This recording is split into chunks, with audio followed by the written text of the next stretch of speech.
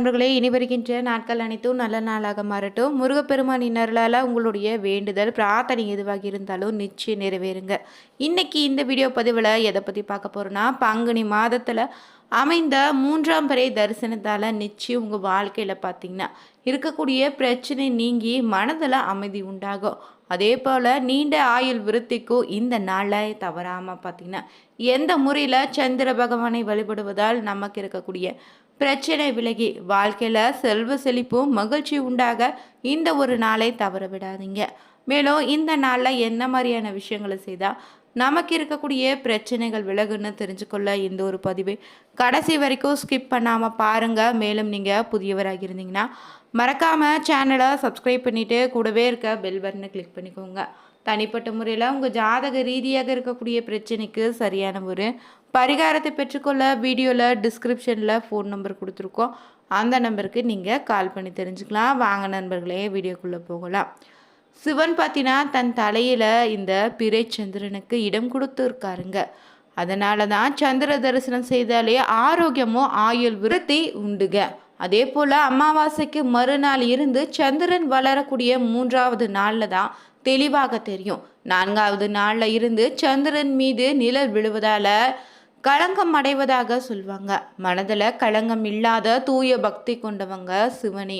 இடையில உள்ள இந்த சந்திர பகவானின் பார்த்தீங்கன்னா 3ஆம் பிறை பார்ப்பது ரொம்ப நல்லதுங்க. 3ஆம் பிறை பார்க்க முடியாவிட்டா வீட்டில் சிவ வழிபாடு செய்வதோ, சிவன் தலையில இருந்து சந்திரனை இன்று மாலை தரிசனம் செய்வதோ சிறப்பான பலன் நிச்சயம் உண்டு.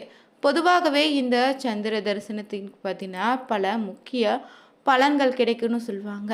இந்த நாளில் பார்த்தீங்கன்னா விரதம் இருந்து சிவபெருமானை வழிபட்டாலும் உங்களுக்கு இருக்கக்கூடிய பிரச்சனைகள் விலகிடும். ஏன் இந்த 3ஆம் பிறை அன்று சந்திரன் தரிசனம் செய்து சந்திர பகவானை வழிபட வேண்டும்னு சொல்லுவாங்க தெரியுமா? ஆனால் 3ஆம் பிறை என்ன இதற்கு அப்படி என்ன சிறப்புன்னு நீங்கள் கேட்கலாம். இந்த நாளில் தாங்க சந்திர பகவானை எதற்காக வழிபட வேண்டும், இந்த நாளில் என்ன செய்தால் என்ன பலன் உண்டு தெரிஞ்சுக்கலாங்க. பிறை சந்திரன் என்பது பார்த்தீங்கன்னா சிவபெருமானுடன் அம்பிகையோடு தொடர்பு படுத்தி சொல்கிறாங்க. அதே போல் ஜோதிட சாஸ்திரத்தின்படி நீங்கள் பார்த்தீங்கன்னா சந்திர பகவான் தாங்க நம்முடைய மனதுக்கு காரணமானவராக இருக்கிறாரு. ஒருவர் தெளிவான மனநிலையில் இருந்தாலே மட்டுமே சரியான முடிவுகளை எடுக்க முடியும். அதற்கு சந்திரனுடைய அருள் முக்கியமாக நமக்கு தேவைங்க. 3ஆம் பிறை தரிசனம் முற்பிறவி பாவத்தை போக்குன்னு சொல்லுவாங்க.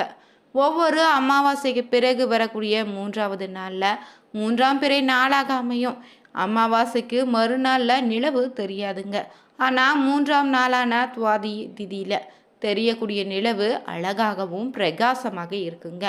3ஆம் பிறையானது இரவு வருவதற்கு முன்னாடி பார்த்தீங்கன்னா 6:30 மணியளவில் தோன்றக்கூடிய பிறை தாங்க. 3ஆம் பிறையை தெய்வீக பிறைன்னு கூட சொல்லலாம்.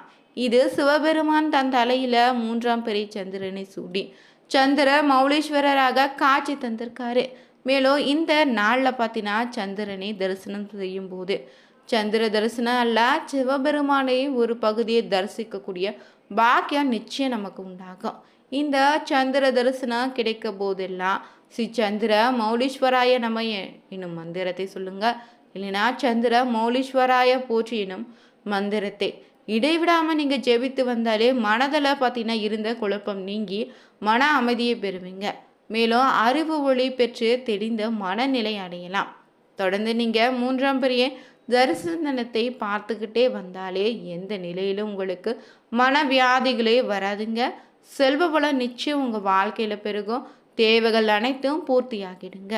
மேலும் இந்த நாளில் பார்த்தீங்கன்னா சிறப்பான ஒரு வழிபாடு முறை என்னன்னு பார்த்தீங்கன்னா ஒரு தாம்பழத்தட்டில் பச்சரிசி இல்லைன்னா பச்சை நெல் பரப்பிட்டு அதன் மேலே காமாட்சியம்மன் விளக்கு வச்சு நல்லெண்ணெய் ஊற்றி பஞ்சு இல்லைன்னா பருத்தி நூலில் திரி போட்டு மேற்கு பக்கமாக விளக்கை முகம் வைத்து வெளியில் வந்து வழிபாடு செய்யுங்க. அப்போது இறைவனை நீங்கள் மும்மூர்த்தியாக பாவித்து வணங்கி வழிபடுங்க. பிறையை பார்த்து கையேந்தி வணங்க வேண்டும். தேவையை நீங்கள் கேட்டுக்கலாம்.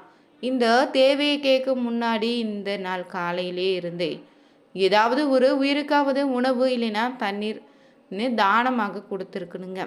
மேலும் சந்திரனிடமோ வேறு எந்த தெய்வத்திடமோ வேண்டியதை கேட்கும் போது கையேந்தி கேட்க வேண்டும். அதுவே யாசகன்னு சொல்லுவாங்க. இந்த முறையில் நீங்கள் வழிபட்ட பிறகு பார்த்தீங்கன்னா அந்த தீபத்தை ஒரு முறை சுற்றி வந்து வடக்கே நோக்கி விழுந்து வணங்கிடுங்க. பின்பு சிறிது தண்ணீர் எடுத்து பூமியில் விட்டுட்டு தீபத்தை அணையாமல் உங்கள் நடு வீட்டில் கொண்டு போய் வைக்கணும். இதே போல் குறைந்தது 3 சந்திர தரிசனத்தை செய்து வந்தாலே ஆயுள் உண்டாகும். ஆயுளுக்கு செய்து வந்தீங்கன்னா வீட்டில் வறுமை நீங்க செல்வ செழிப்பு நிச்சயம் உண்டுங்க.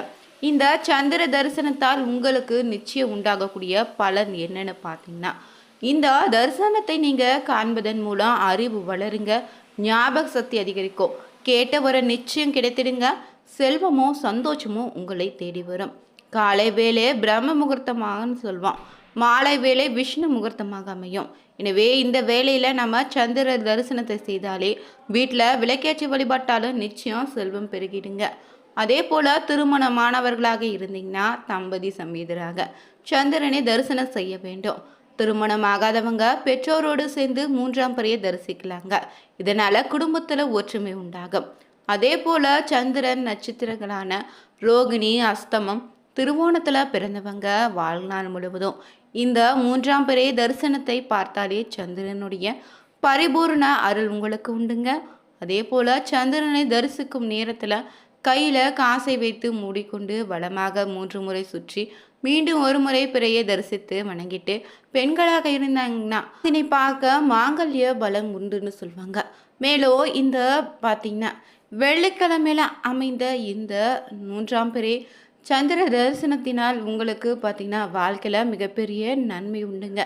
தெய்வீக பிறைன்னு கூட இது சொல்லலாம். 3ஆம் பிறையே சிவன் தன் முடி மீது அணிந்திருக்கக்கூடிய பிறைங்க.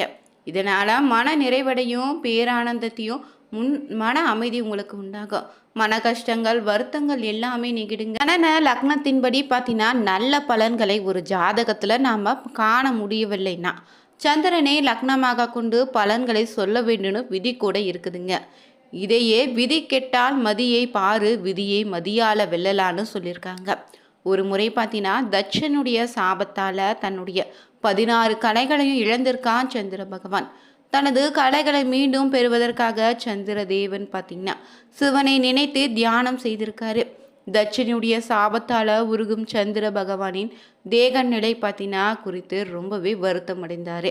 அவருடைய 27 நட்சத்திர மனைவியரோ உடனே தங்களுடைய தந்தையான தட்சனிடம் சென்று சாப விமோச்சனம் அளிக்கும்படி வேண்டியிருக்காங்க.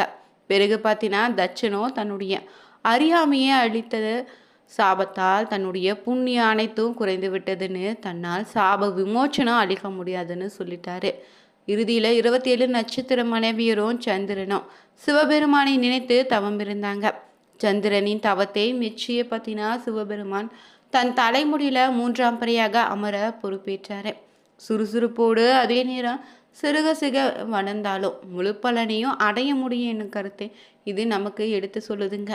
இதை வைத்து தான் 80 வயது நிறைவுற்றவங்க 1000 பிறை கண்டவர்னு அவருக்கு சதாபிஷேகம் செய்து கொண்டாடுகிறோம். இன்னும் ஜாதகத்தில் பார்த்தீங்கன்னா சந்திர தோஷம் இருந்தா அவங்க அமாவாசைக்கு பின்னர் வரக்கூடிய இந்த துவாதி திதியில் விரதம் இருந்த பின்னர் மாலை நேரத்தில் சந்திர தரிசனம் செய்ய வேண்டும். இப்படி சந்திரன் நல்ல நிலைமையில் ஜாதகத்தில் இருந்தாலே கவலை இல்லைங்க. பலன் குன்றிய சந்திரன், கிரகண தோஷம், சந்திரனோடு சர்ப்ப கிரகங்கள் இருக்கும் கூடிய அமைப்பு, சந்திரன் நீச்சமாக உள்ள அமைப்பு இருப்பவங்க சந்திர வழிபாடு ரொம்ப நல்லதுங்க. மேலும் 3ஆம் பிறையில் சந்திர தரிசனம் செய்து வணங்குவது ஆயுள் விருத்திக்கு வழிவகுக்கும். மனோகோரகன் சொல்லக்கூடிய சந்திரனை அமாவாசையிலிருந்து 3ஆவது நாளில் நாம் பார்ப்பதால் ஞாபக சக்தி அதிகரிக்குங்க, மனக்குழப்பம் நீங்கும். சந்திர பகவான் இடது கண்ணிற்கு காரகன்னு கூட மருத்துவ ஜோதிடத்தில் சொல்லப்பட்டிருக்கு. எனவே சந்திர தரிசனம் செய்பவங்களுக்கு இடது கண்ணில் பார்வை கோளாறு இருந்தாலும் நிவர்த்தி ஆகும்னு, கண் பார்வை தெளிவடையணும் சொல்லுவாங்க. மனோகாரகனான சந்திரன் பார்த்தீங்கன்னா கால புருஷனுக்கு 8ஆம் வீடான விருச்சிகத்தில் நீச்சம் அடைவார். எனவே விருச்சிக ராசியில் சந்திரன் வரும்போது என்ன அதிர்வுகள் சில மாற்றம் ஏற்படுது. பொதுவாகவே காலபுருஷனுக்கு 8ஆம் வீட்டை எந்த கிரகம் கடந்தாலும் அது போகிற போக்கில் சில கெடுதல்களை செய்துட்டு தான் போகுது. அந்த விதத்தில் சந்திரன் மனோகாரகனாகவும் பயணக்காரனாகவும் இருப்பதால் மனதிலும் பிரயாணத்திலும் பிரச்சனை ஏற்படுதுங்க. 3ஆம் பிறை சந்திரனை தொடர்ந்து ஒவ்வொரு மாதமும் தரிசித்து வந்தாலே மனதில் இருக்கக்கூடிய கல்மஷங்கள், பாவங்கள், குழப்பங்கள் விலகி மன நிம்மதியும் தெளிவான ஞானமும் ஆரோக்கியமும் உண்டாகும். தம்பதிகளுக்கிடையே ஒற்றுமை அதிகரிக்குங்க. இந்த வீடியோ பிடிச்சிருந்தா லைக் பண்ணுங்க, ஷேர் பண்ணுங்க, கமெண்ட் பண்ணுங்க. மறக்காம சேனலை சப்ஸ்கிரைப் பண்ணிக்கோங்க. கூடவே இருக்க பெல் பட்டனை கிளிக் பண்ணிக்கோங்க. Thank you viewers.